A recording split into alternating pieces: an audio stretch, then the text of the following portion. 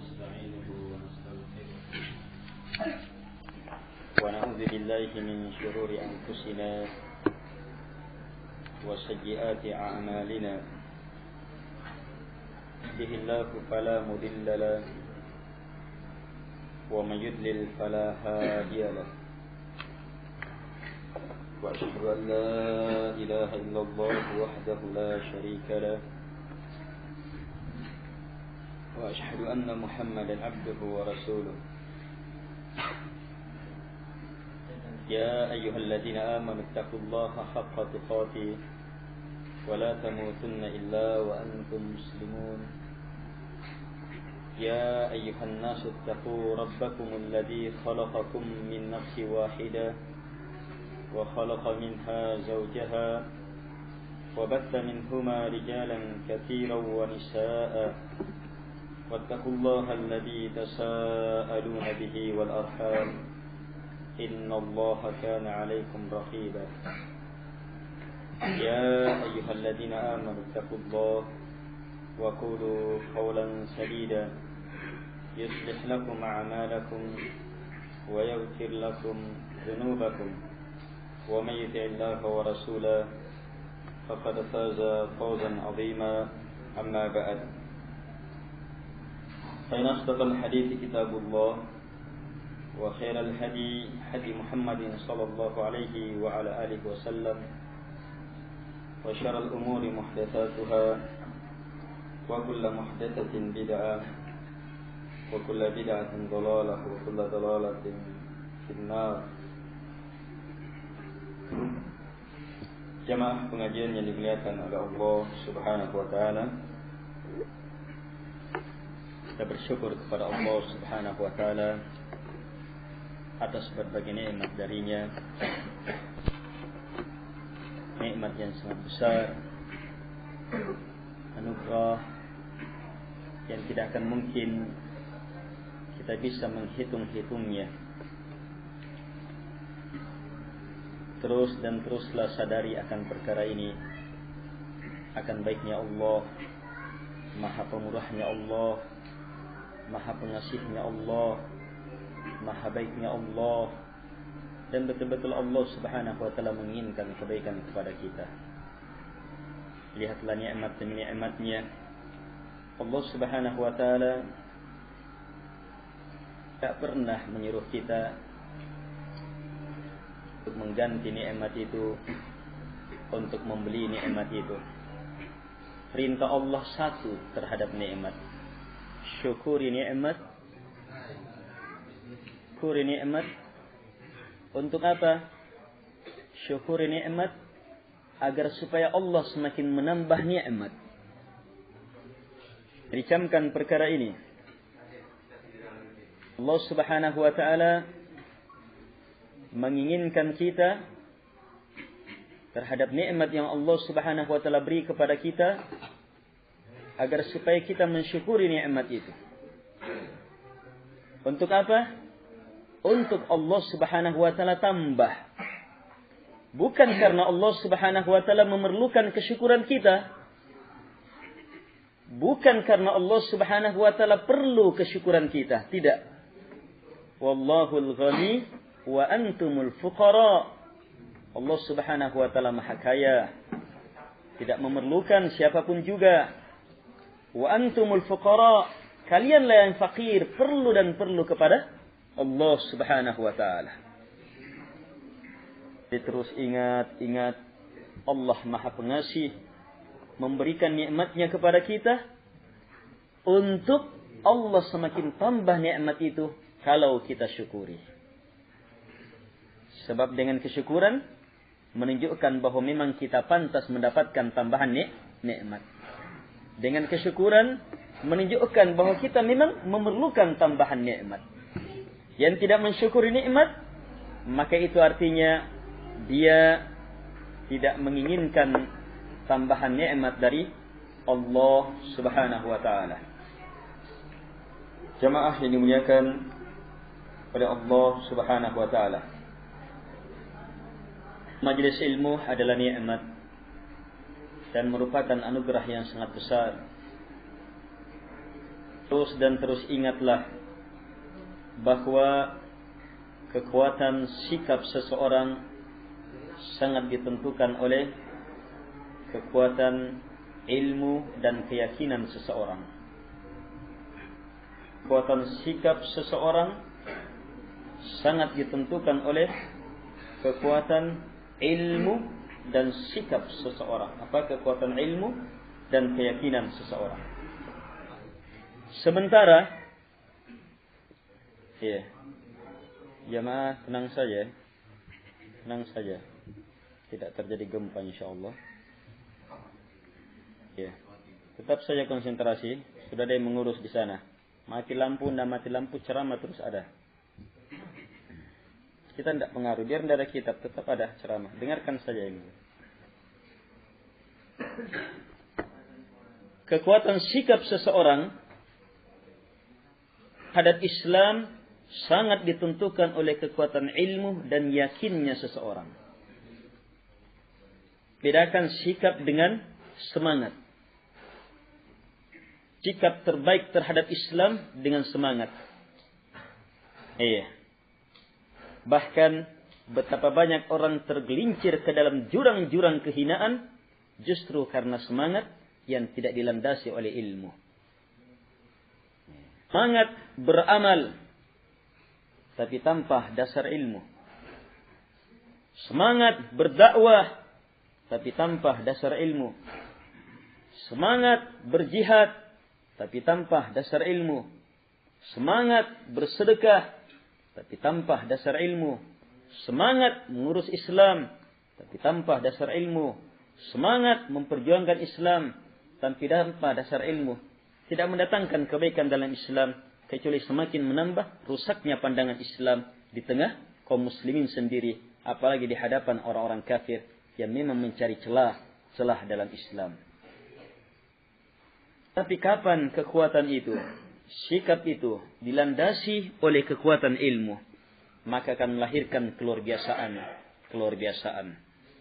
Sering kita ingatkan bagaimana sikap Dimat radhiyallahu anhu. Dimat radhiyallahu anhu. Masih ingat kisah keislaman Dimat? Orang sahabat yang sebelumnya ketika masih sebagai seorang musyrik dia ahli ruqyah. Hasil dia mendengar Nabi SAW katanya orang gila dan dia tertarik melakukan ruqyah. Tetapi setelah Nabi mengeluarkan kalimat-kalimat yang merupakan bahagian dari khutbatul hajah, innal hamdalillah dan seterusnya sampai pada kalimat wa asyhadu an la ilaha illallah wahdahu la syarikalah, maka Dimat berkomentar, sungguh saya telah mendengar ucapan para tukang sihir. Sungguh saya telah mendengar ucapan para dukun. Sungguh saya telah mendengar ucapan para penyair. Maka tidak ada yang semisal dengan ucapan ini. Dalam ayat yang lain, saya katakan, dalam riwayat yang lain, beliau mengatakan, A'id alayya kalimatik haula, fa innaha qad balaghna qamusal bahr. Ulangi kepadaku kalimat-kalimat itu, sebab sungguh telah menjangkau kedalaman lautan yang paling dalam. Atas dasar paham inilah dia mampu memahami ucapan Nabi sallam. Dia mampu mengerti ucapan Nabi sallam. Bukan sekedar semangat. Tetapi ilmu. Dia pahami. Dia tahu kedalamannya. Dia tahu kehebatannya. Dia tahu keluar biasaannya. Maka langsung berubah sikap. Langsung berubah sikap. Sebelumnya dia menganggap yang di hadapannya adalah orang gila. Ternyata setelah mendengar ucapannya, tidak mungkin ini orang gila. Sebelumnya dia datang untuk melakukan terapi kepada Nabi sallam. Tapi justru dia yang diterapi oleh kalimat yang dia pahami itu. Sebelumnya dia berada berpuluh tahun di atas keyakinan, prinsip dan amalan kesyirikan yang beraneka ragam bentuknya. Tetapi setelah menerima kalimat-kalimat Nabi sallam dan memahaminya, berubah sikap, merubah semua hidupnya, merubah seluruh sikapnya, menggugurkan segala keyakinan yang bertahun-tahun dia miliki, dirubah dengan penerimaan terhadap Islam. Beliau mengatakan, sini tanganmu, saya baiat engkau untuk Islam. Dengan apa sikap ini lahir? Dengan ilmu. Bukan dengan semangat. Bukan hanya sekedar dengan semangat. Dan ingat di antara jalur syaitan untuk menjerumuskan seseorang adalah dengan semangat yang berlebihan. Dengan semangat yang berlebihan. Karena itulah Allah Subhanahu wa taala menutup pintu kesesatan itu dengan firman-Nya, "Tilka hududullah fala ta'taduha." Itu adalah batasan-batasan Allah, karena itu jangan kamu lampaui. Jangan lewat batas. Iya. Hancurnya binasanya umat-umat sebelum kita adalah karena lewat batas ini. Karena ghulu. Iya, lewat batas. Bersemangat berlebihan, tanpa didasari oleh ilmu, akhirnya terjerumus ke dalam kehancuran. Kata Nabi sallam, "Iyyakum wal ghulu." Iyyakum wal ghulu, kata Nabi sallam. Nabi ulangi sampai 2 atau 3 kali. Jauhi ghulu, lewat batas itu. Jauhi berlebihan itu. Jauhi itu. Innama ahlaka man kana qablakumul ghulu. Tidak ada yang membinasakan orang-orang sebelum kalian, kecuali hanyalah al-ghulu ini, lewat batas ini. Jamaah yang dimuliakan oleh Allah Subhanahu wa taala.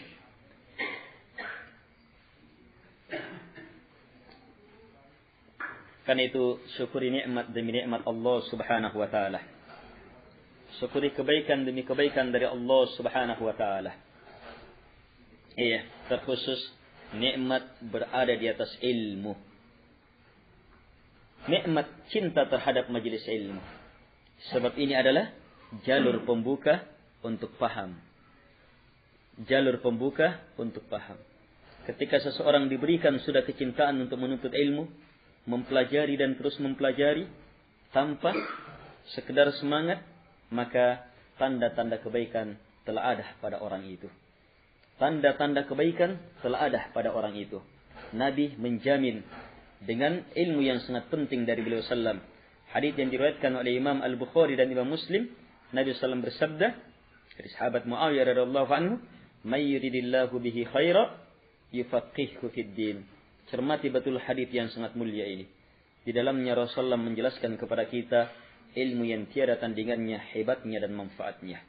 Ilmu yang sangat luar biasa hadits ini. May yuridillahu bihi khaira. Siapapun yang kalau Allah inginkan padanya kebaikan. Siapapun yang kalau Allah inginkan padanya kebaikan, khairan mencakup kebaikan dalam segala hal.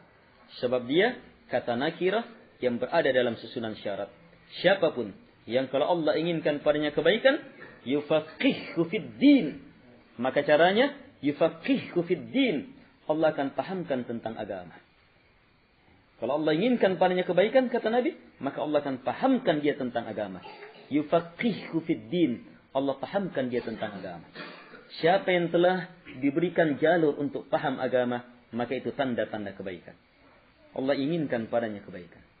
Ingat, ini ilmu penting. Bukan dari Nabi semata ilmu ini, tapi wahyu dari Allah Subhanahu wa taala. Sebab ini keinginan Allah. Nabi bilang apa?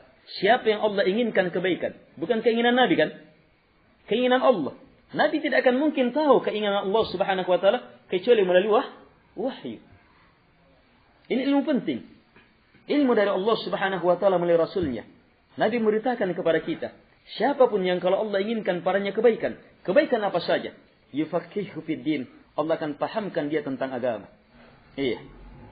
Kebaikan dalam beramal, kebaikan dalam berdakwah, kebaikan dalam mengurus masjid, kebaikan dalam berceramah, kebaikan dalam mendengar ceramah, kebaikan sebagai pemimpin, kebaikan sebagai rakyat, kebaikan sebagai kepala rumah tangga, kebaikan sebagai anak, kebaikan sebagai tetangga, kebaikan sebagai teman kerja, kebaikan sebagai apapun juga. Kebaikan dalam urusan keduniaan yang beraneka ragam, kebaikan dalam urusan-urusan di alam barzah, kebaikan dalam urusan-urusan di negeri akhirat.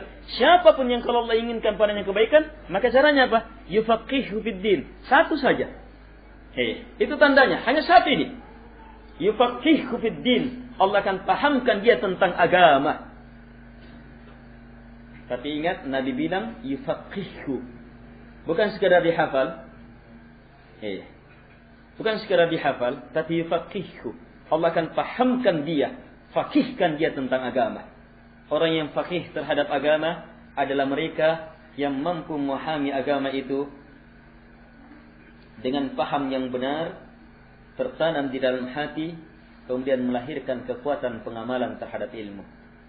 Ilmu inilah yang bermanfaat, yang Nabi SAW terus dan terus ingin agar supaya ditambah dan ditambah ilmu ini. Dan minta kepada Allah Subhanahu wa taala, Allahumma rzuqni ilman nafi'a.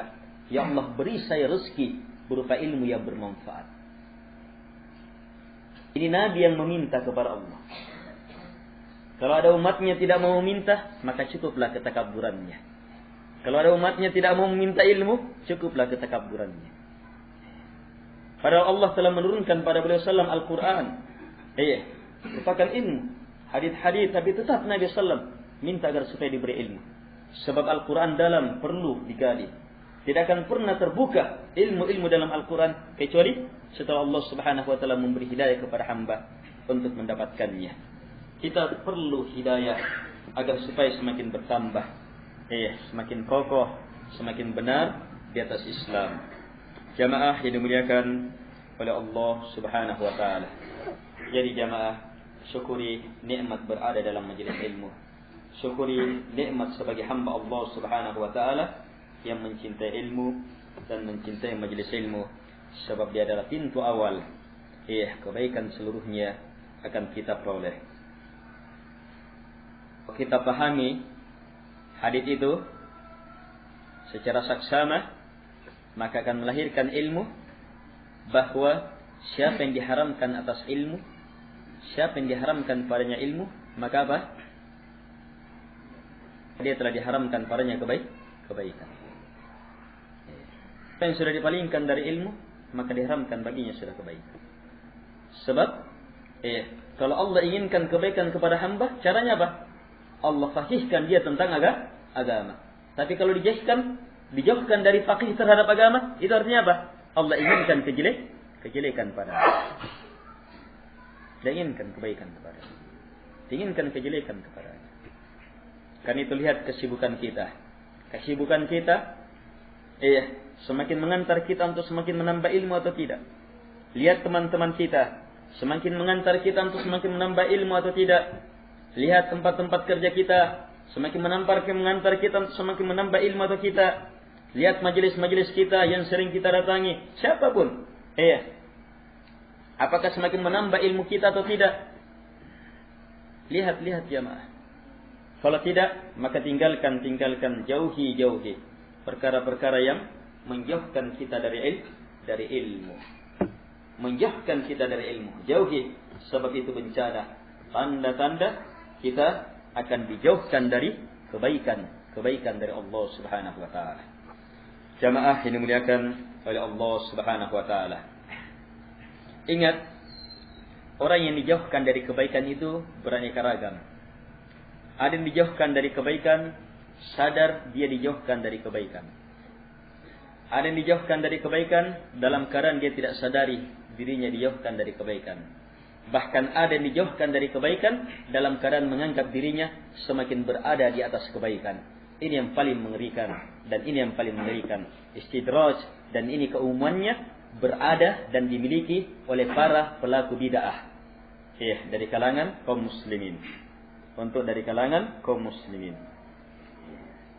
Karena itulah para pelaku bid'ah yang jelas-jelas keluar dari petunjuk Al-Quran dan Sunnah, yang mereka tidak mampu mendatangkan dalilnya dari Al-Quran dan Sunnah, kecuali hanya guru saya berkata, menurut perasaan saya bermimpi. Ini adalah kebiasaan masyarakat. Oh, ini pendapat.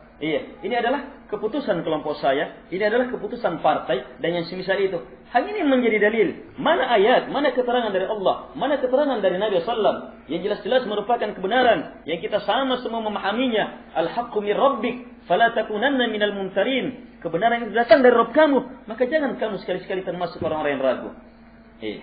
Mana kebenaran dari Allah? Mana ayat-ayat dari Al-Quran? Mana hadis-hadis dari Nabi SAW? Mana keterangan dari orang yang langsung diajar oleh Nabi SAW? Mana ilmunya? Lihat kejelasannya. Ini diperlukan jemaah. Rasul kita tidak akan mampu mengungkap ini. Jawabannya adalah Yang penting kan keinginan saya. Yang penting kan niat saya bagus. Itu ucapan-ucapan yang paling baik. Yang penting kan niat saya bagus. Yang penting kan maksud saya bagus. Saya ingat bagaimana awal munculnya Khawarij. Bagaimana awal munculnya kelompok yang kata Nabi SAW, kilabun nar, anjing-anjingnya api neraka. Nabi yang bilang mereka adalah anjing-anjingnya api neraka. Bagaimana awal munculnya? Awal munculnya adalah dari bid'ah yang kecil kemudian membesar dan membesar. Dari sebuah bid'ah yang kemudian semakin besar dan membesar. Bid'ah apa? Bid'ah zikir berjamaah. Dari ini munculnya. Di kalangan murid-muridnya sahabat, tabi'in, murid-muridnya sahabat. Berkelompok di masjid, bermajelis, kemudian dipimpin oleh seseorang, halilu mi'ah, bertahlil mi'ah 100 kali. La ilaha illallah, dipimpin, semuanya bertahlil.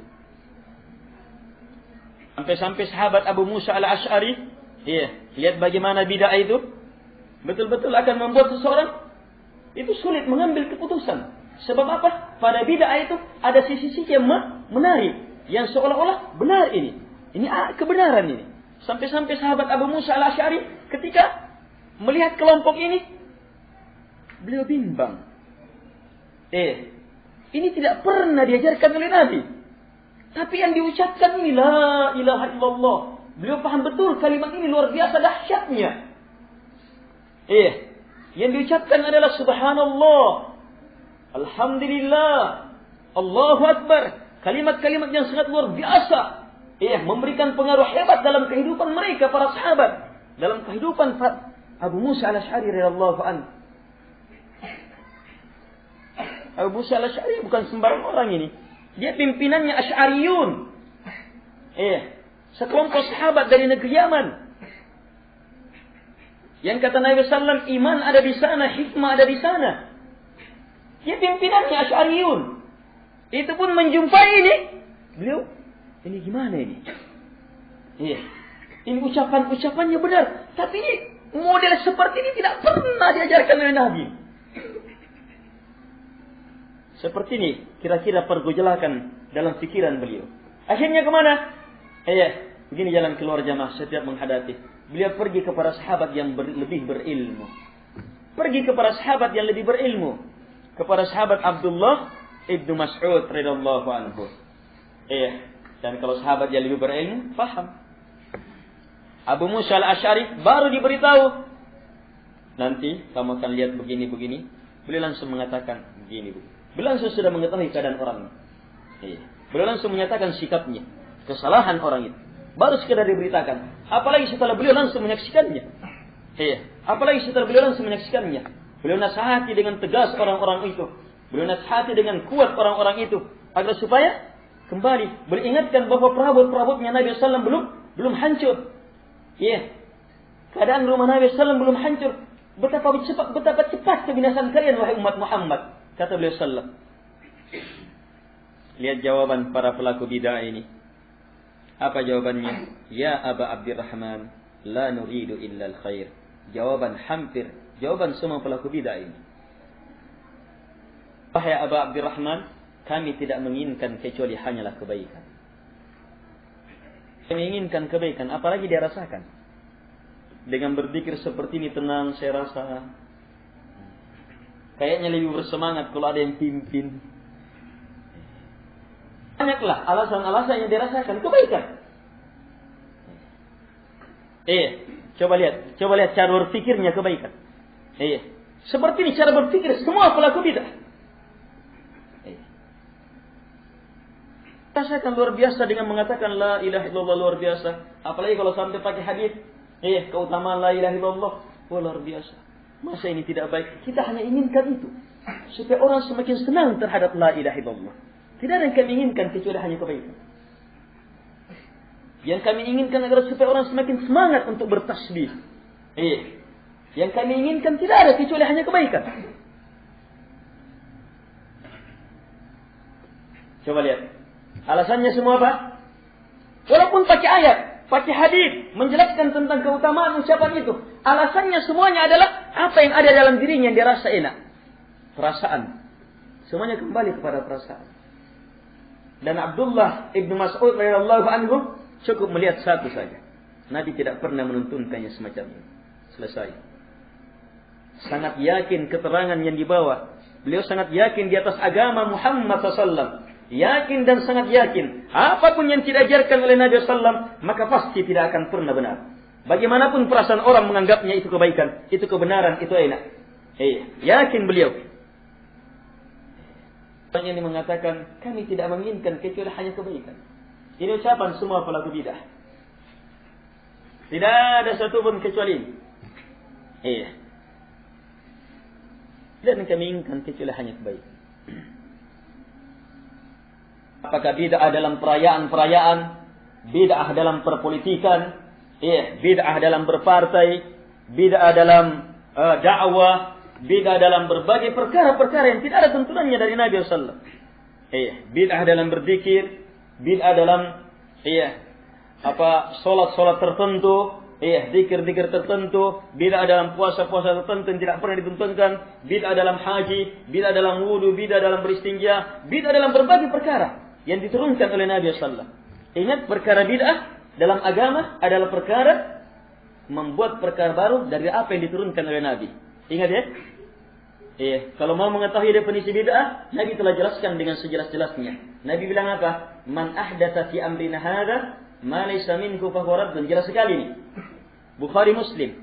Man ahdatsa, siapa yang melakukan ihdaats, perkara baru, fi amrina hadza, dalam perkara kami ini.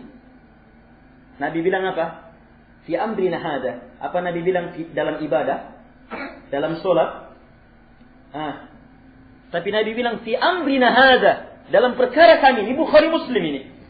Dan terlalu banyak orang yang menerjemahkannya dan tidak pahami apa yang dia terjemahkan. Abu Bidah juga pakai hadis ini, tapi dia tidak pahami. Nabi bilang man ahdatsa, siapa melakukan perkara baru fi amrina hadza, dalam urusan yang kami bawa ini, fa huwa tertolak. Apa yang dibawa oleh Nabi? Apakah hanya mencakup salat?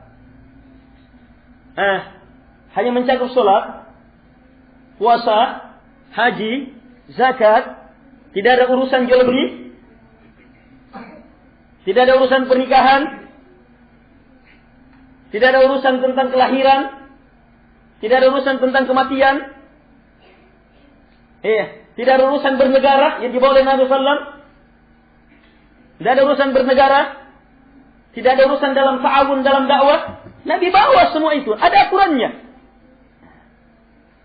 Ada urusan dalam musyawarah, ada perkara musyawarah dalam Quran. Dan Nabi praktekkan bagaimana bentuk musyawarah yang sebenarnya.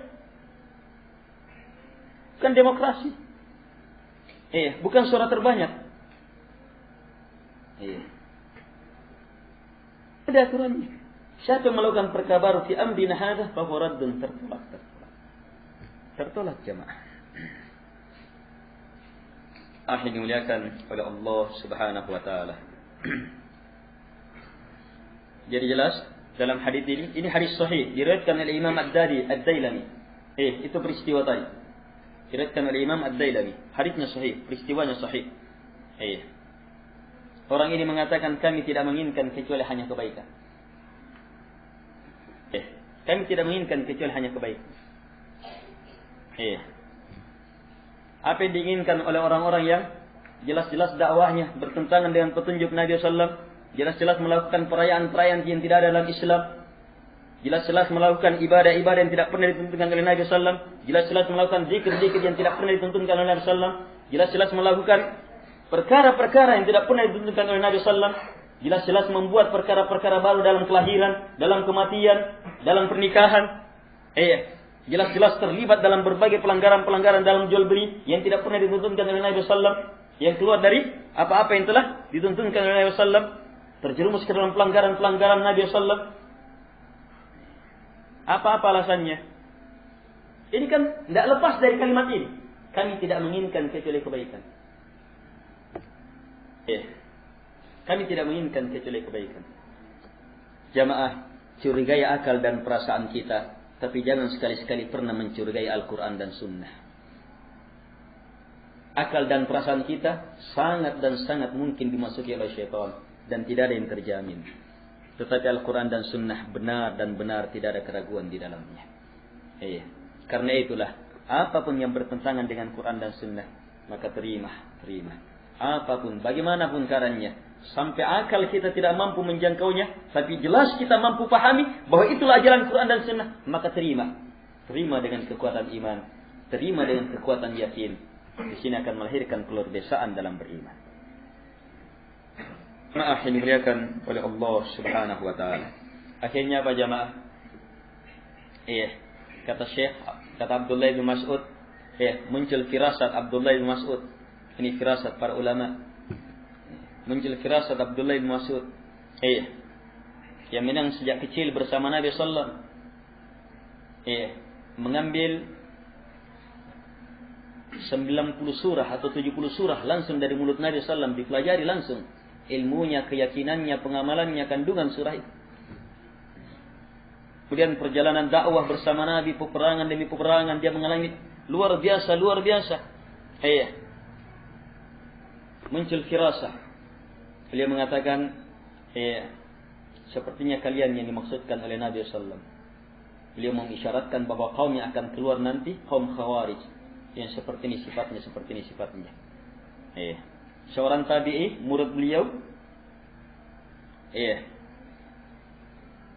itu mengatakan,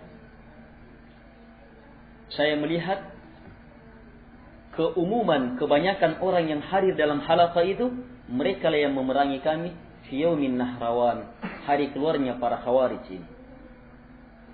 Saya lihat firasat Abdullah bin Mas'ud tepat. Beliau tidak mengetahui perkara gaib, tetapi kekuatan ilmu yang dipenuhi dengan pengalaman, kekuatan ilmu yang betul-betul teramalkan, kekuatan ilmu yang betul-betul terlihat dalam kehidupan, mampu menembus menjadi firasah, melihat keadaan, bukan perkara gaib, itu firasah para ulama. Beliau mengatakan bahwa ini akan melahirkan yang semacam ini, akan melahirkan yang semisal ini.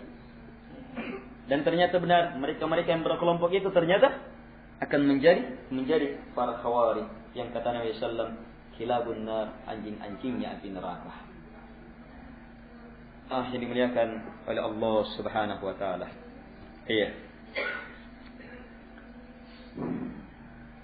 Kan itu ikhwah, kokohlah di atas ilmu. Minta terus kepada Allah agar supaya diberi ilmu.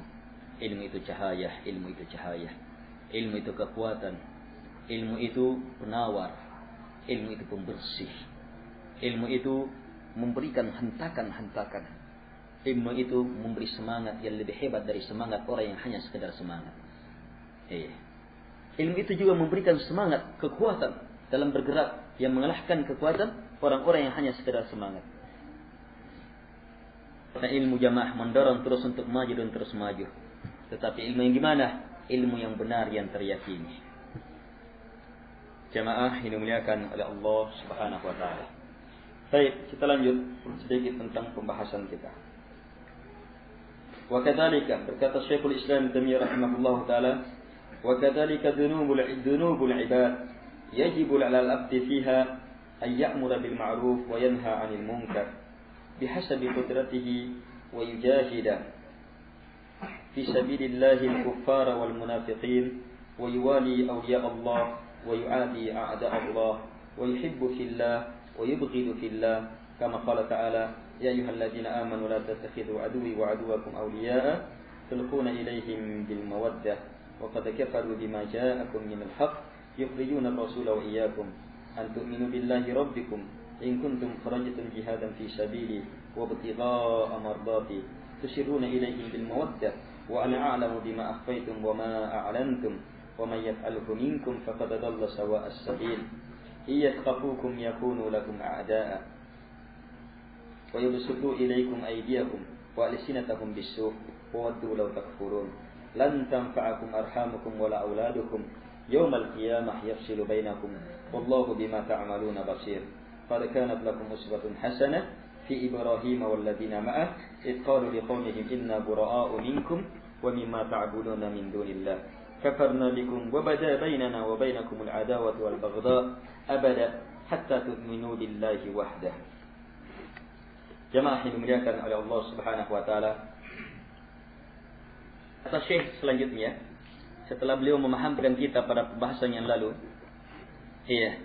tentang bagaimana bersikap terhadap dosa. Atau secara umum, bagaimana sikap? Kita tidak mungkin lepas dari apa? Pertama apa? Musibah. Kedua, dosa. Tiga, nikmat demi nikmat. Empat, perintah. Lima, larangan. Tidak ada yang bisa lepas dari ini. Ini semuanya adalah takdir Allah, ketentuan Allah Subhanahu wa taala. Allah inginkan kita. Allah pasti perlakukan kepada kita. Tinggal bagaimana bersikap. Ketika Allah takdirkan kita terkena musibah, gimana sikapnya? Allah inginkan kita untuk bersabar. Dengan kesabaran kita mendapatkan kemuliaan melalui musibah. Sehubungan dengan nikmat, Allah inginkan apa? Allah inginkan kita bersyukur. Jadi bukan sekedar pemberian nikmat itu bukan menjadi maksud utama. Yang menjadi maksud utama adalah kesyukuran kita agar supaya Allah semakin menambah nikmatnya. Memberi nikmat yang sebenarnya. Nikmat yang lahir karena kesyukuran, itulah yang membedakan kita dengan orang kafir. Itu yang membedakan kita dengan orang kafir. Orang kafir sama-sama punya nikmat kan? Sama-sama dapat nikmat. Yang membedakan kita dengan mereka adalah kita mendapatkan tambahan nikmat. Karena kesyukuran. Yang ketiga, kalau Allah takdirkan kita berdosa, maka apa yang Allah inginkan? Allah inginkan kita bertaubat. Dengan taubat itu kita semakin mulia kepada Allah Subhanahu wa taala. Coba perhatikan jemaah. Allah takdirkan kita terjerumus ke dalam dosa, kemudian lahir kehebatan taubat, dengan taubat orang semakin mulia. Nabi Adam alaihi salatu wassalam tidak berdosa, maka beliau tidak akan masuk ke dalam surga yang lebih mulia. Surga nantinya itu lebih bagus, lebih mulia daripada surga jadi tempat awalnya oleh Nabi Adam alaihissalam. Semakin disempurnakan, diperhebat, luar biasa keadaan surga. Andainya tidak berdosa Nabi Adam alaihissalam, maka tidak akan muncul penghambaan hebat di muka bumi. Yang membuat para malaikat saja terkagum-kagum melihat bagaimana manusia melakukan penghambaan itu.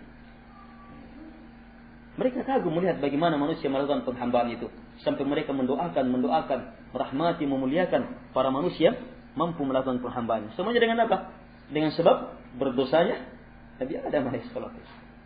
Itu sebab hikmah. Jadi Allah inginkan dengan melalui dosa itu, takdir dosa itu, supaya kita segera bertobat. Terhadap perintah, apa yang diinginkan? Lakukan perintah, jangan lewat batas. Terhadap larangan, tinggalkan larangan, bahkan jauhi. Terhadap dosa, yang diinginkan adalah segera menyadari, beristighfar, bertaubat. Kata Syekh selanjutnya, wa kadzalika dzunubul ibad. Demikianlah dosa-dosa hamba. Demikianlah keadaan dosa-dosa hamba. Wajib bagi hamba sehubungan dengan dosa-dosa ini untuk menegakkan al-amru bil ma'ruf wan nahyi 'anil munkar. Ini sikap lain. Setelah beliau menjelaskan kepada kita bagaimana penghambaan sehubungan dengan dosa, yaitu apa? Bagaimana penghambaan sehubungan dengan dosa, yaitu apa? Beristighfar, bertaubat, dan tidak sebagaimana penghambaan orang-orang yang mengaku sebagai ahli tahqiq, ahli ma'rifah, yang justru hanya mampu memahami bahwa dosa ini adalah takdir Allah Subhanahu wa taala. Kalau Allah takdirkan berarti Allah cintai. Akhirnya apa? Merasa nikmat berada di atas dosa dan menganggap dirinya sudah sampai ke dalam hakikat penghambaan, tapi justru semakin terjerumus ke dalam dosa. Setelah beliau memahamkan ini kepada kita, beliau melanjutkan kehebatan dalam bersikap dalam dosa. Ini lebih hebat lagi. Lebih hebat lagi dari sekedar beristighfar dan bertaubat dari dosa. Apa itu? Hamba menegakkan al-amru bil ma'ruf wan nahyu 'anil munkar sehubungan dengan dosa ini. Menegakkan al-amru bil ma'ruf, mengajak kepada yang ma'ruf, dan mencegah terhadap kemungkaran. Bihasabil qudrah, bihasabi qudratihi. Perhatikan di sini, bihasabi qudratihi, disesuaikan dengan kemampuannya. Sebagian orang atau sebagian kelompok mewajibkan semuanya orang harus berdakwah. Anggap sepele, tidak ada nilainya. Iya, kalau tidak terjun ke dalam dakwah, walaupun tidak tahu mengaji, walaupun tidak tahu membaca, walaupun sebelumnya adalah pemabuk berat, iya, ketika sadar langsung diajak berdakwah, apa yang mau didakwai? Pengalaman mabuknya. Dakwah jamaah jenjang yang sangat luar biasa pentingnya, sangat luar biasa hebatnya kedudukannya, tetapi tidak sembarang orang bisa terjun di situ. Sebab apa? Kapan salah menempatkan diri dalam posisi ini, maka akan menjadi perusak berat dalam agama. Tidak mendatangkan kebaikan bagi dirinya, bahkan merusak dirinya dan sekaligus merusak orang lain serta merusak citra Islam. Maaf, ini dimuliakan oleh Allah Subhanahu wa taala. Di sini sikap terhadap dosa yang lebih hebat, lebih mulia. Hamba wajib tegak di atas al-amri bil ma'ruf wan nahyi 'anil munkar bihasabi qudrati, disesuaikan dengan kemampuannya. Disesuaikan dengan kemampuan. Dan kemampuan yang paling diperhitungkan adalah kemampuan dalam ilmu. Dan ilmu dalam dakwah mencakup ilmu tentang apa yang akan dia sampaikan. Ilmu tentang apa yang akan disampaikan. Ilmu tentang kondisi orang yang akan disampaikan. Dan ilmu tentang bagaimana cara menyampaikan kepada orang-orang yang seperti ini keadaannya. Berfirman kepada Rasulnya, perintah, Qul, bilang ya Muhammad. Bilang, Qul, sampaikan.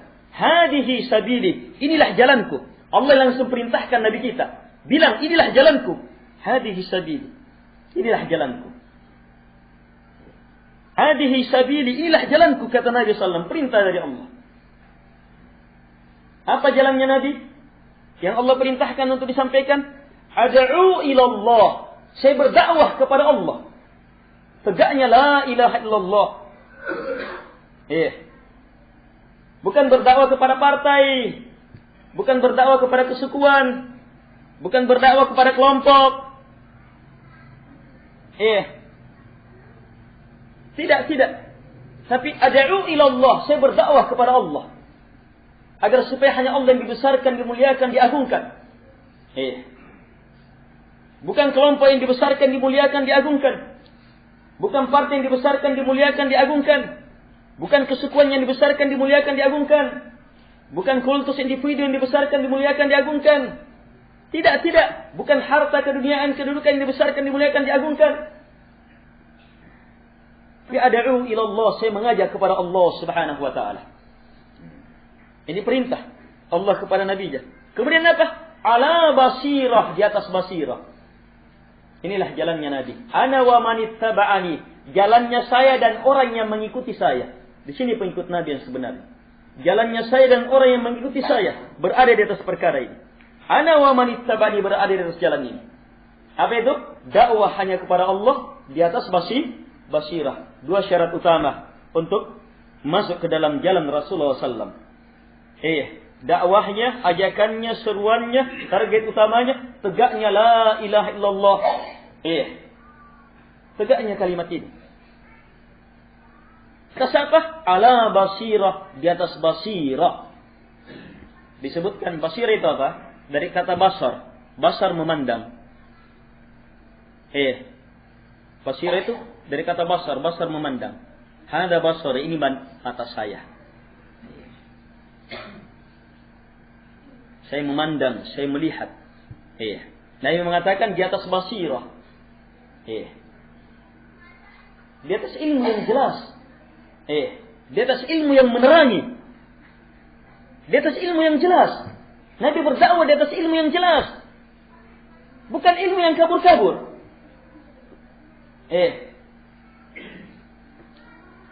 Bukan dasarnya karena mimpi.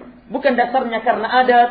Bukan dasarnya karena keputusan kelompok. Bukan karena dasarnya karena ini sudah merupakan kesepakatan bersama. Bukan dasarnya karena bukan dasarnya karena ini adalah perundangan-undangan kita. Ini adalah tidak. Bukan dasarnya. Tapi dasarnya basirah yang jelas. Ya Allah Subhanahu wa ta'ala turunkan oleh Rasulnya. Dan basirah di sini tidak disebutkan. Apakah basirahnya, ilmunya yang jelas ini, apakah hanya sekedar, apakah mencakup materi yang akan disampaikan, mencakup keadaan orang yang disampaikan, mencakup semua basirah. Harus jelas. Masuk ke dalam dakwah harus memahami apa yang mau disampaikan. Harus mengerti apa yang akan disampaikan. Jelas itu apa yang disampaikan. Jelas apa yang akan disampaikan. Yang kedua, dia harus mengetahui keadaan orang yang akan disampaikan. Bagaimana lingkungannya, bagaimana keadaannya.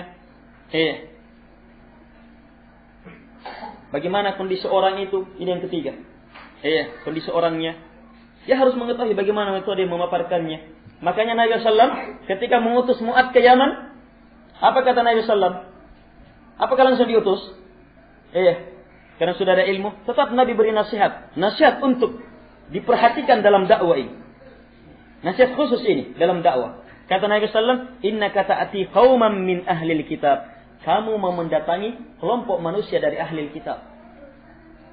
Nabi beritahu ini dulu. Tentang keadaan orangnya. Kamu akan mendatangi orang yang seperti ini keadaannya. Ahli kitab. Mereka punya ilmu tentang kitab. Mereka punya ilmu tentang kitab. Makanya mereka dikatakan ahli kitab. Sebab menguasai kitab. Punya ilmu. Mereka punya ilmu. Punya ilmu tentang kitab yang Allah Subhanahu wa taala turunkan. Mereka punya ilmu tentang sifat-sifat Nabi. Mereka punya ilmu tentang kebenaran Al-Quran. Mereka punya ilmu tentang kitab. Walaupun kitab mereka banyak yang sudah terkaburkan. Mereka ahli kitab.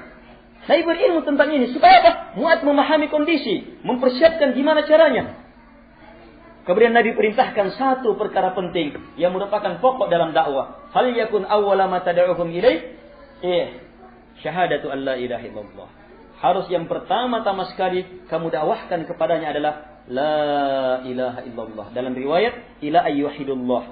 Agar supaya mereka mau mentauhidkan Allah Subhanahu wa taala. Ini yang pertama. Kata Nabi, fa inhum ata'uka lidalik fa'alimhum anna Allah farada 'alaihim 5 salawatin fi kulli yawmin wa lailah. Jika mereka taati kamu dalam perkara ini, maka ajarkan kepada mereka salat 5 waktu siang dan malam. Baru disuruh diajarkan salat 5 waktu.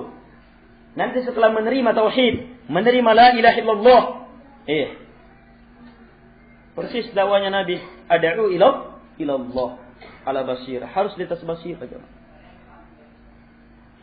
Jadi kalau orang berdakwah harus jelas dakwahnya adalah ilallah. Dakwahnya adalah ilallah. Tegaknya la ilaha illallah, sirnanya kesyirikan. Dan ini kewajiban yang harus ditegakkan oleh setiap hamba, tetapi apa? Sesuai dengan kemampuannya masing-masing. Terlibat jamaah, tetapi sesuai dengan kemampuan masing-masing. Ini muliakan oleh Allah Subhanahu wa taala. Jahida fi sabilillahil kuffara wal munafiqin. Baik, ini dulu cukup dulu.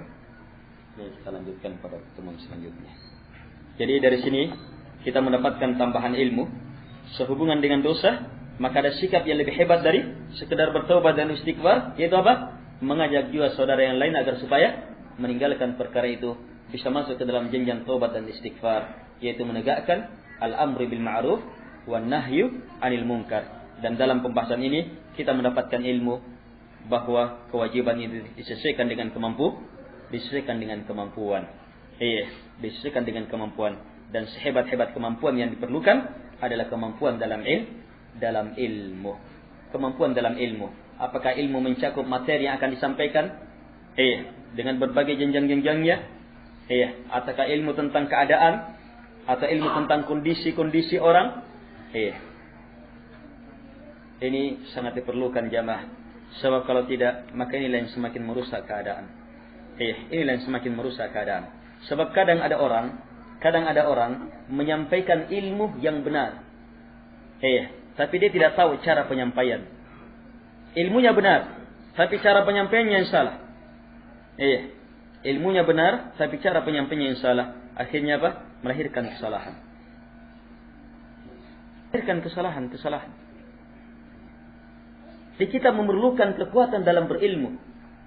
Kita memerlukan kekuatan dalam beramal.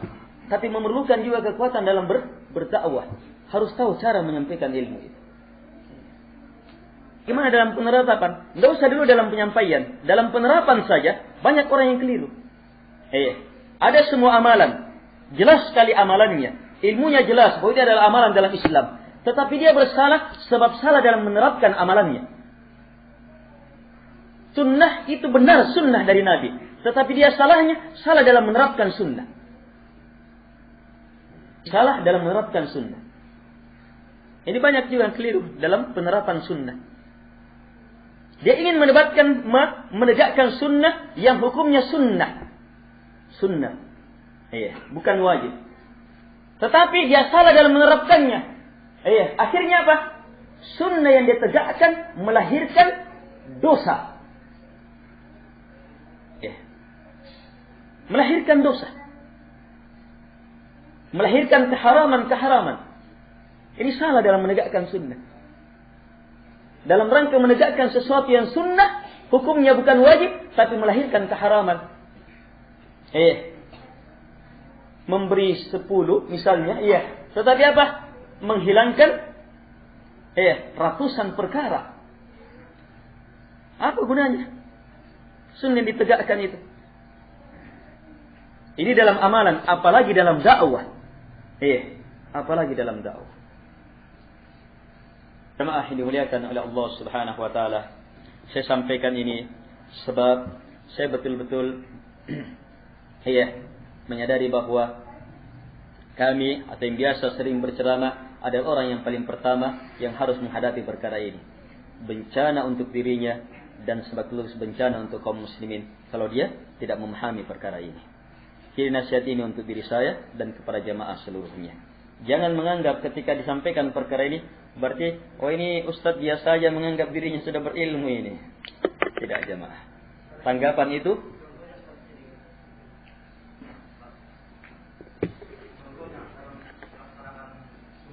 menegakkan sunnah. Contohnya misalnya mau menegakkan sunnah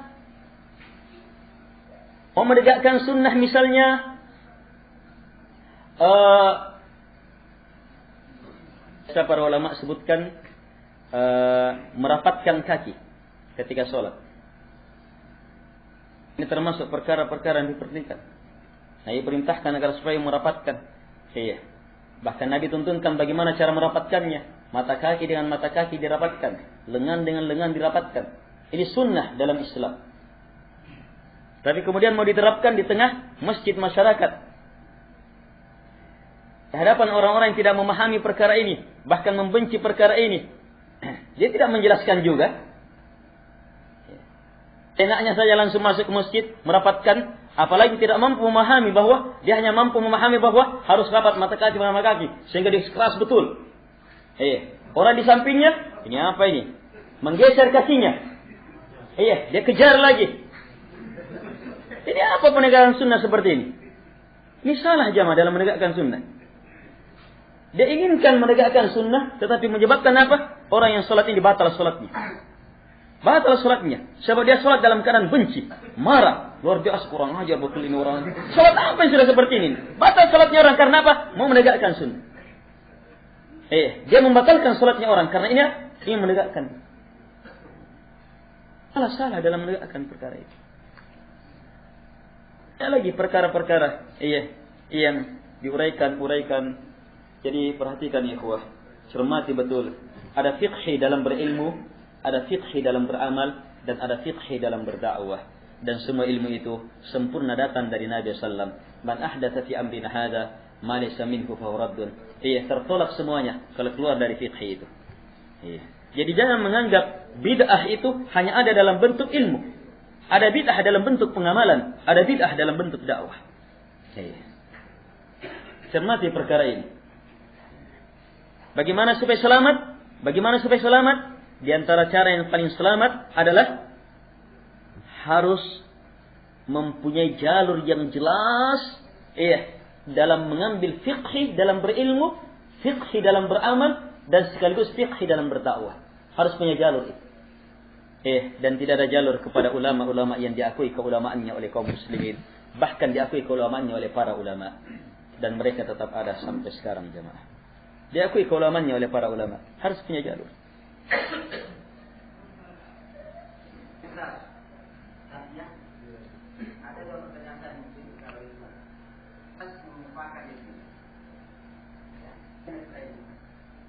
Ilmu. Apa pengertian daripada ilmu? Yang kedua, apapun bentuknya, yang paling terhebat ini apa? Iman dan ini. Jauh lebih hebat ilmu dibandingkan Tuhan. Ini serius. Oleh karena apa maksud tujuan ke depan?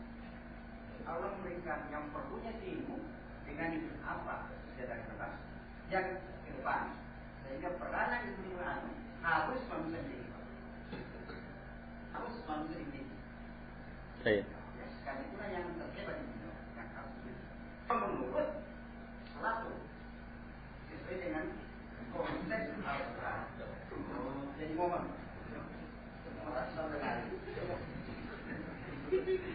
Baik. Iya. Kalau tidak benar, Pak, saya adalah orang keras. Yang mungkin tidak benar. Baik. Kalau tidak benar, saya tidak benar. Harus ada dua proses, Pak, yang dikeluarkan oleh Islam yang bangsa Islam itu ilham, ilham di mana? Ilham hari ini yang saya tanggal 15 tahun lalu bulan 6 ini sedangkan Pak, dia sudah berdapat bagaimana pandangan Pak, termasuk profesor doktor ini tidak media kita di Al-Markas Iya. yang ada di Banyumas. Baik. Nah, kalau tidak saya tidak bertanya. Iya.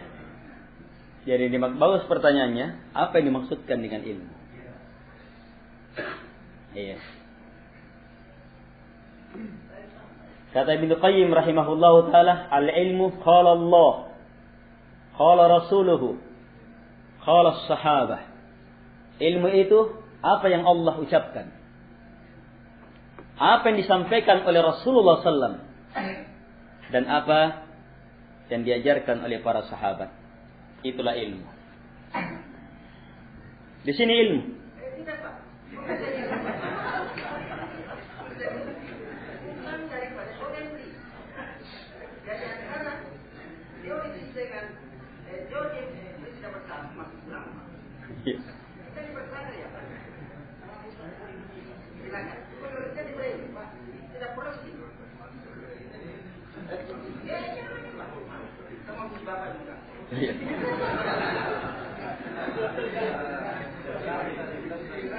Iya, sudah jelas. Sekarang dengar. Ilmu itu apa yang Allah katakan.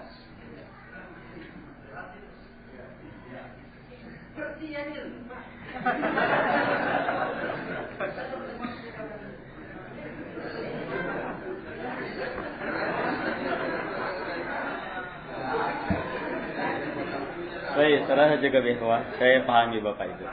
Baik, sekian subhanakallahumma.